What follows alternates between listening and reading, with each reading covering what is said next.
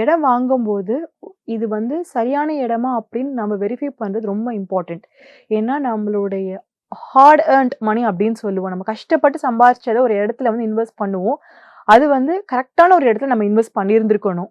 தப்பா இன்வெஸ்ட் பண்ணிட்டோம்னா, நம்ம இத்தன நாள் சம்பாரிச்சது வந்து ஒரே நாள்ல காணா போயிடும்.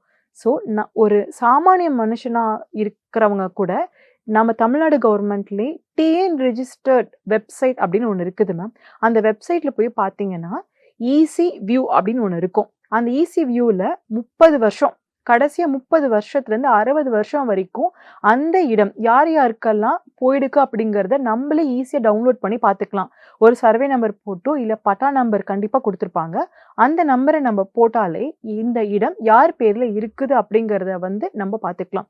ஸோ நம்ம ஈசி பார்க்கும்போது வில்லங்கம் கரெக்ட்டா இருக்கும். ஸோ இவங்க பேர்ல தான் இருக்கு. இப்போ நெக்ஸ்ட் பார்த்தீங்கன்னா, ஈசில நமக்கு பேர் இருக்குது. அதுக்கப்புறம் பார்த்தீங்கன்னா, ஈசில பேர் இருக்குன்னா, கண்டிப்பா பத்திரத்திலயுமே அவரோட பேர் இருக்கும். பத்திரத்தில பேர் இருக்கும்போது, நமக்கு என்ன வேணும்னா, சம்டைம்ஸ்